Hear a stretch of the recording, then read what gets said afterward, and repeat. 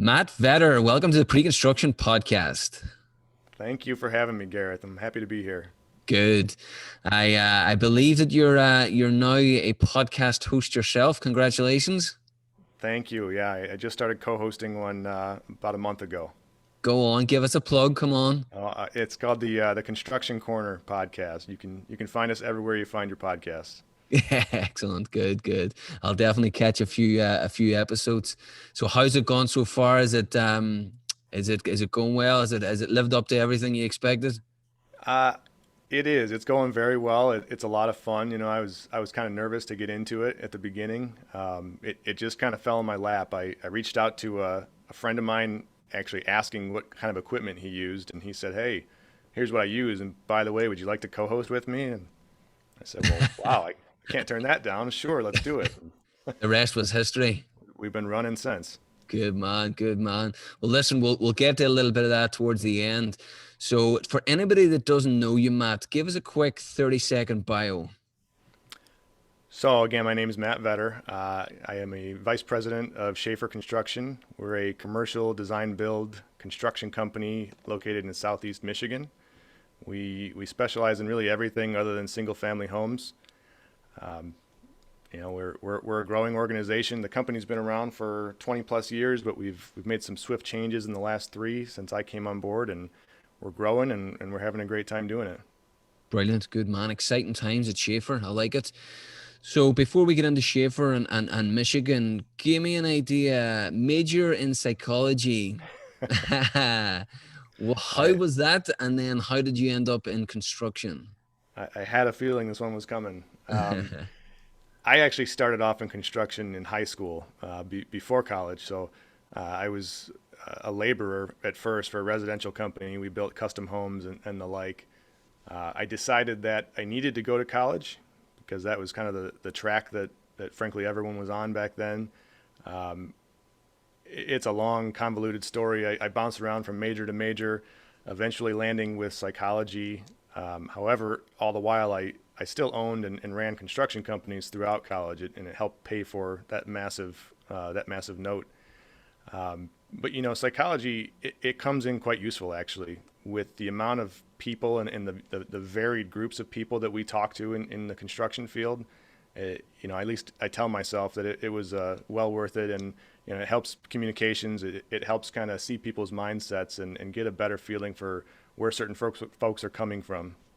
Yeah, 100%. I mean, gee, I would say 90% of the work now is dealing with people and finding out what people needs are and wants and getting to the bottom of certain conversation, building relationships. So, is there anything, I mean, obviously working and kind of getting yourself through college in construction, it would have been a great kind of almost a match of being on the site all day and then doing psychology at night. Was it always a case of wanting to go into construction after you got the degree, or did you just think of construction as a kind of a method of getting you through college? Quite honestly, originally construction was a paycheck. It Yeah. was a big paycheck for a 17, 18-year-old kid, making what I was making. It was fantastic. And that was what sparked my interest in it. I fell in love with, the smell of sawdust though very quickly. And so, building and continuing construction through college, there were times when I wavered and I thought, well, maybe I'll go out and be a counselor, or I'll use this degree for its intended purpose. But it, it obviously didn't work out that way. And I made some pivots along the way, and construction just, it always felt like home. So, made the decision about three-quarters of the way through college that I was going to finish up my degree no matter what. However, I was going right back into the field that I had come to love. Brilliant, love it. And then carpentry seems to be, as you say, seems to be your first love. Did a few years doing carpentry, and then went and worked on the owner's side. How important were those years of hands-on carpentry experience? Extremely important. I don't think you can be a truly effective construction executive ever if you've never spent time in the field in some fashion. And I don't, maybe not even just executive, maybe along the whole lines from the top to the bottom. You have to get out there. You have to get your hands dirty, your boots wet. You got to break a few knuckles. It teaches you the business. It teaches you the grit, and it drives a level of determination and fire in you that I just don't think you can get if you've never experienced it. Yeah, yeah, yeah. We're going to butt heads on this. I no, I listen. I understand the value of it, and I couldn't, I couldn't agree more. But I think because of that mindset, I think we're losing out on a lot of highly skilled people that believe that I do not want to go into construction because I'm going to be required to go on site and jump in puddles and build blocks and do things that generally is not natural to me. And what I'm talking about, I'm always, because of the podcast, I'm always thinking pre-construction and estimating, the technology side of it, BIM, VDC, these really high level technological focused guys who are thinking about going and working for Facebook, Google, Amazon, and think, you know what, I've got a passion for construction, but I don't like the smell of sawdust, and I don't like to build drywall. I just think that there's definitely an area for those guys, you know. You nailed it. And I think there's a happy marriage between the two. And I think a successful construction company, residential or commercial, needs a bit of both of those sides. It's kind of the yin and yang, and you got to be able to bounce ideas back against people that don't always agree with you. And I think 100%. you get a lot of that conflict between the quote unquote guys that came to the field and the guys that never have. And intelligence is intelligence across the board. As long as you've got healthy communication and good relationships, it's a good blend to have it in any job. Yeah. And as an owner, I would imagine, or even as a VP at your level right now, there's probably nothing more refreshing than sitting in a war room and seeing a guy who's never been on site arguing with a guy who's been on site. I mean, I would say the passions are high, and at the end of the day, they're just getting to the conclusion that's best suited to the company. Yeah, absolutely. Like I mentioned, conflict is good, Yeah. healthy conflict. Yeah. And I think you see a lot of that in any war room across many facets of construction. Yeah, and we'll come back to working from home because I think that's one of the key things that's going to be missed with this working from home. Actually, let's just touch on it now. Sure. Working from home now, I mean, it's great, and I think we're still in the honeymoon period of working from home. Obviously, it's a year in now of COVID. It's a disaster. God help the people that are affected by it and suffer from it and have died from it. But construction wise, I think it's been good. I think what will come out of it is flexibility, and people understanding that there's more to life than just your work and time spent on commuting. But that's sitting in war rooms. I think that mentorship, that cross mentorship, especially junior candidates, I think that's going to be lost. How are you finding it as a VP of a company in Michigan? I agree with you, first of all. Coming up, my background is in estimating.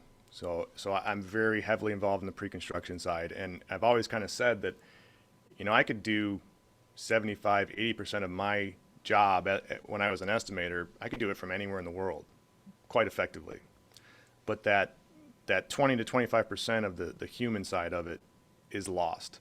And whether it's sitting in the war room or an on-site meeting at a project, you have to have some of that. And so, at Schafer Construction, we're small. We're still pretty lean. There's 5 of us as of today, so we still are able to get out and get eye to eye, face to face when necessary and when needed. So it hasn't hit us so hard as I think some of the larger guys, where we don't have the farm club yet. We don't have the interns coming in, and we don't have much of the youth yet that we're trying to mentor. But I can envision to be doing what I did previously and doing that mentoring and training guys without being able to be face to face. It would be extremely difficult.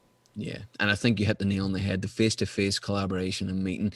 You can pick up a phone and ring 100 subs, but the sub that's going to remember you is the sub that's going you spend time getting to know on the network, and they're going to answer your questions. And it's same with the architect and the client. But on this, I want to go back to your time on the owner side. You'll hear me talk a lot in the podcast about the three-legged stool: the owner, the architect, and the contractor. Give me what did you learn from the owner side? How was it? How important was it to get that experience prior to going back into the GC side? So I owned a company called River's Edge Project Management. We provided construction consulting nationwide in the U.S. So basically, I would hook up with a client, the owner. We would then control the whole show for them. We focused primarily on quick serve restaurants. We built a lot of pizza places all over the country. And franchisees, especially, they focused on learning the business, learning how to manage cash flow, manage people, in that case, sell pizzas or whatever it may be. They didn't know anything about construction, and they really had no reason to ever know much about construction. So we would take over and handle the whole process. We would help them with their architecture needs, their engineering needs. We would go out and find a GC, or we would GC it ourselves, and we would kind of run the entire construction portion of the project until we could hand them the keys and say, here you go, everything's ready, go sell your product. It was extremely invaluable as an experience for where I am now. And frankly, at Schafer, we kind of operate the same way. Now, yes, we are a GC, but we really focus on true kind of nitty gritty design build, starting from absolute zero with a client. So we almost act as an owner's rep now. And I think that experience kind of shaped my mindset into that mentality where we don't have to be the guys standing in line on bid day with 20 other GCs. We can be the guys who are meeting prospective clients, becoming friends with them, and leading them through a successful construction project. And that's, in a nutshell, really that's our vision and our true path of travel where I'm at now. Brilliant. And did you realize that's what was lacking whenever you were on the owner's side, that one person that was willing to get into bed early and really help you out at the very beginning and almost put in man hours that they knew they weren't going to get paid for to make sure that the project was going to be a success? Absolutely, because not many people are willing to do it. Yeah. And you nailed it with, you work a lot of hours that you probably aren't getting compensated for sometimes. Now, in hindsight, it's worked out very well for me to this point, and it's put me on a level that I don't think I could have attained had I not had that experience. But the experience is what built it. Being able to see the needs intently and intrinsically of the owner. These men and women, whatever it is, whether it's a pizza place or a auto stamping plant or a community center, it makes no difference. They're not construction guys like you and I. Yeah. And they don't want to be. They don't. But there's still that industry kind of connotation of the untrustworthy contractor. That everybody in construction is out to kind of screw everybody else, and there is some of that out there still. We come across it once in a while, but there's another side to construction that. I like to say it's newer and fresher, but it may not be. Design build as a name has been around for a long time. I think the way we approach it is different, but there's a different side to construction and development where you don't have to be so adversarial with your construction team. We can all work and all kind of play in the same sandbox. Yeah. And I don't want it to sound kind of corny, but I think that the openness within pre-construction and estimating and the design and getting in early and being open with the numbers and collaborating, I think that gives a sense of trust and it builds a sense of trust. I mean, surely, and you would have seen that that's the way forward. And I think as an owner now, with the owners that I speak to, if a contractor isn't willing to get in early, they generally shy away from them.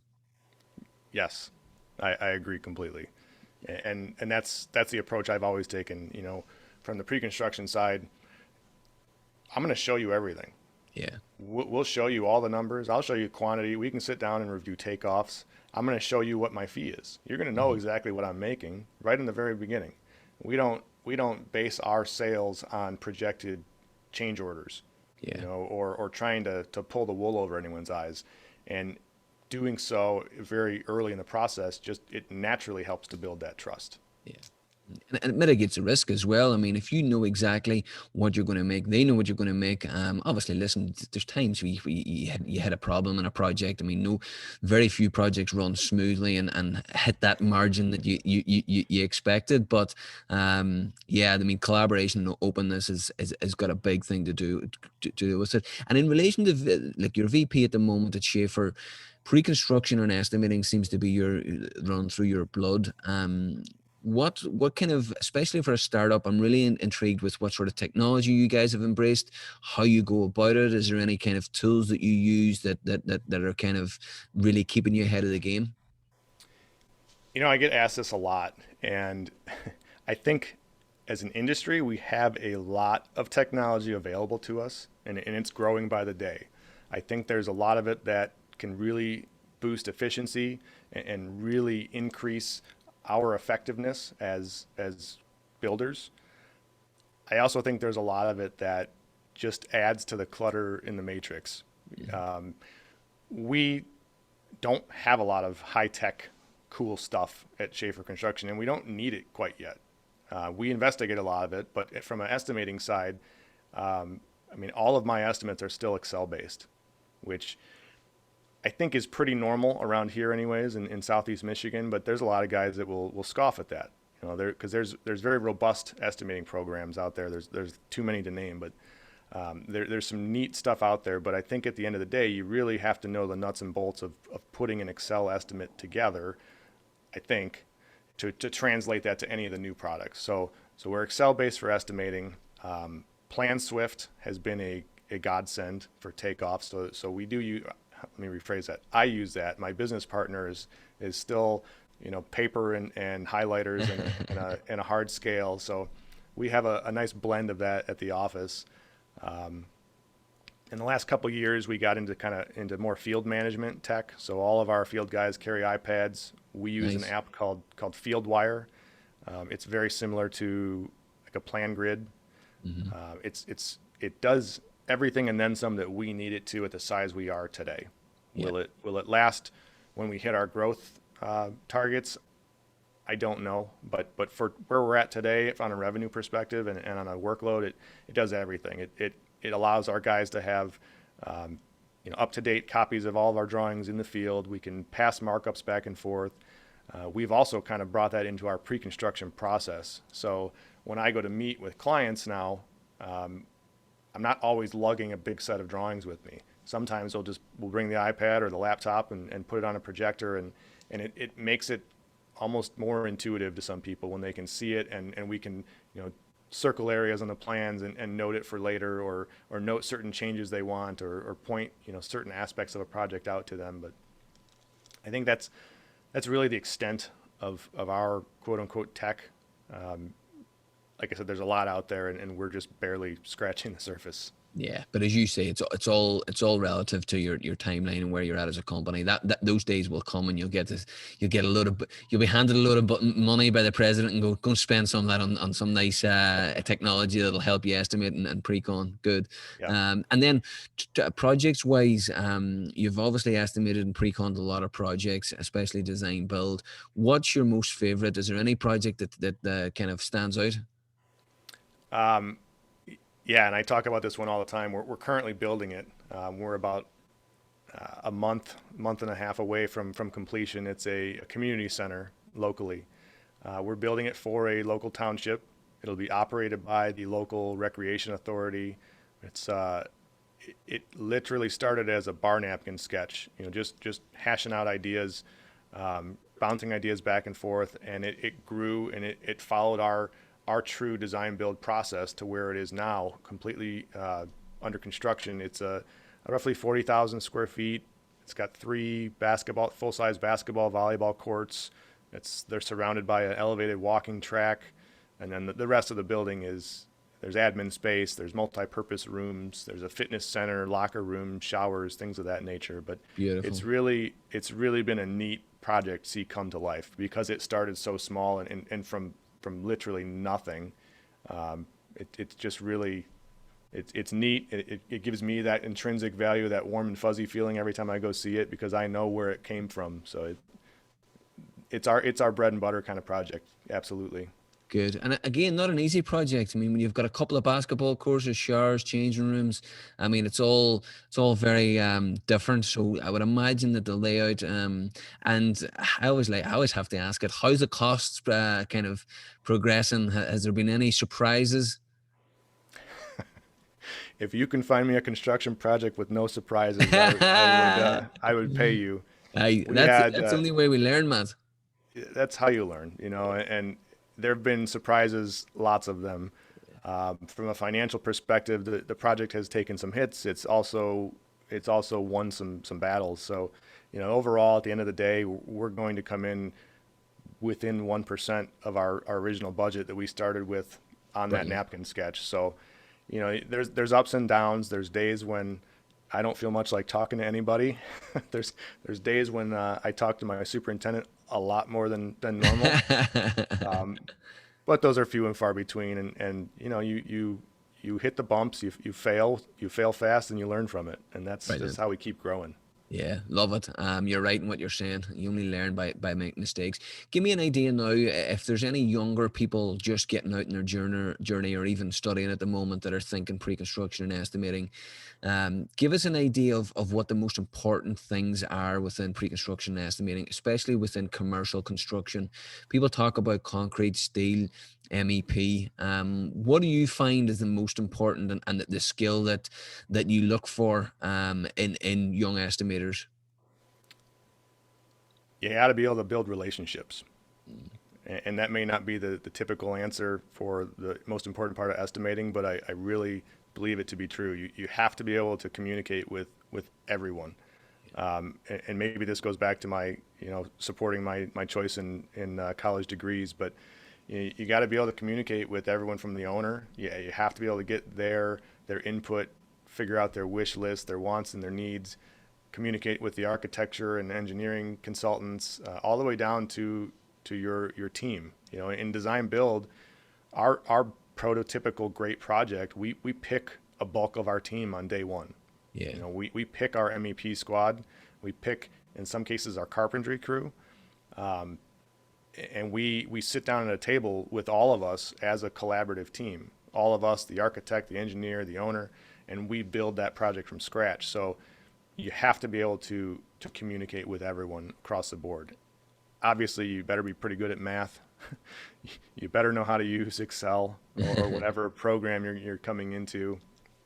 But I think just a willingness to learn, and a willingness to start at the bottom and learn your way up. I read a quote, and I can't remember the name of the guy who said it, but he was an old Olympian and an Olympic coach. And he said the only thing you start at the top is when you're digging a hole.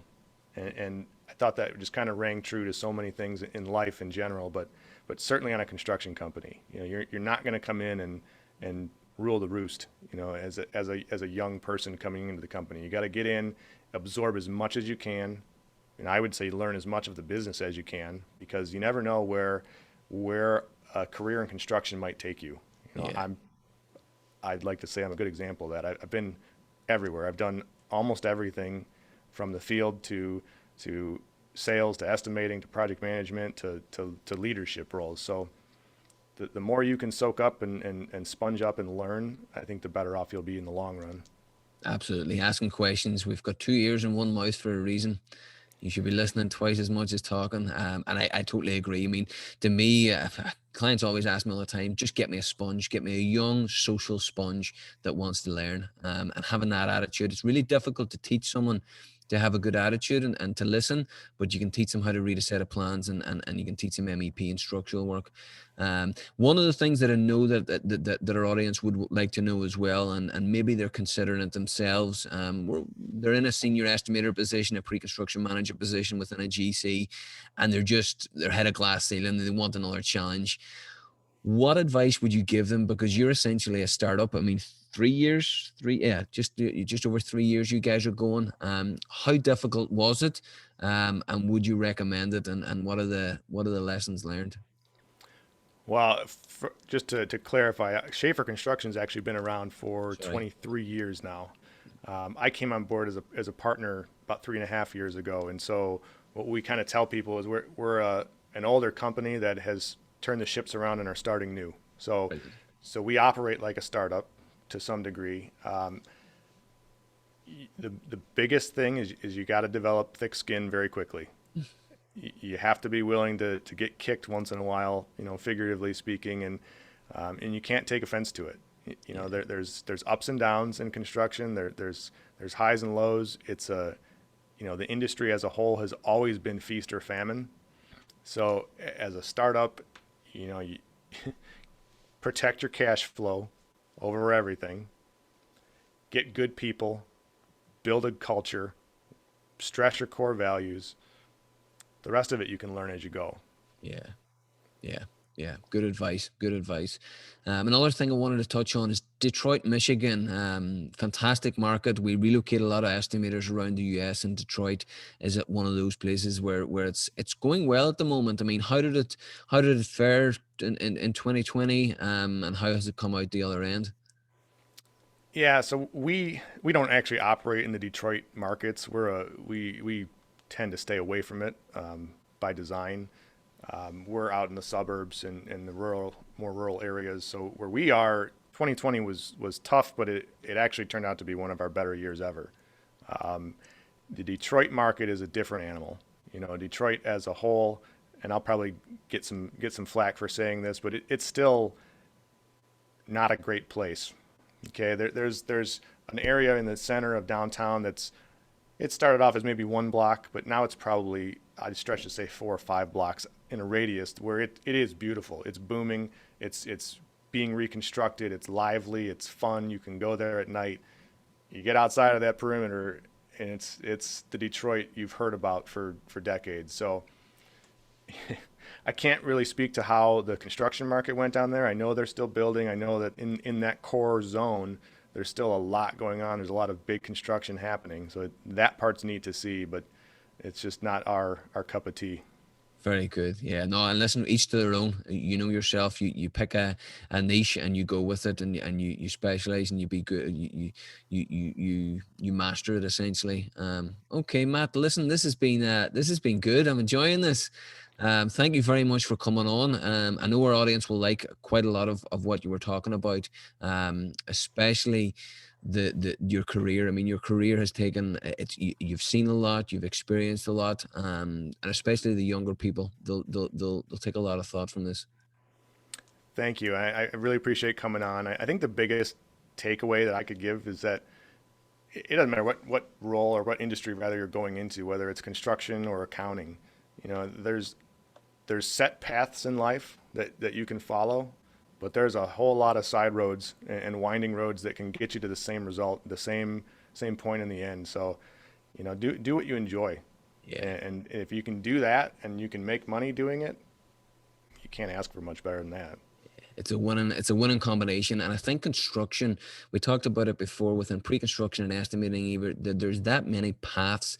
I mean, we had a girl on, Noni Pittinger, on recently about digital fabrication, where it was basically designing something on a computer, sending it to a robot, and the robot building it. I mean, there's so many paths. You're right, and I think construction's got a lot more to offer than people realize. Absolutely, and especially on the pre-construction side. We touched on tech a little bit, but there's so many really neat things brewing out there. I know you've interviewed Stuart Carroll and some of the Beck technology guys. When I was at the previous company, we worked with them pretty intently on Deprofiler and the Destiny suite, and some of that stuff. If you've got the resources to commit people to learn it and to master it, the possibilities with those sort of software packages are endless. It Brilliant. really is amazing to see. Yeah, it's a game changer, and they've actually got three really exciting announcements coming, Q2 this year, which is quite a few offerings, which so it'll be worth staying tuned for. But no, thank you very much, sir. Appreciate it. Likewise, I had a great time, and hopefully we can chat again someday. That's what I was going to say. Let's catch up in 12 or 18 months, and we'll find out how Schafer are getting on, and you guys taking over Detroit. Ruling the world, one city at a time. Love it. Thanks, Matt. Gareth, thank you, sir.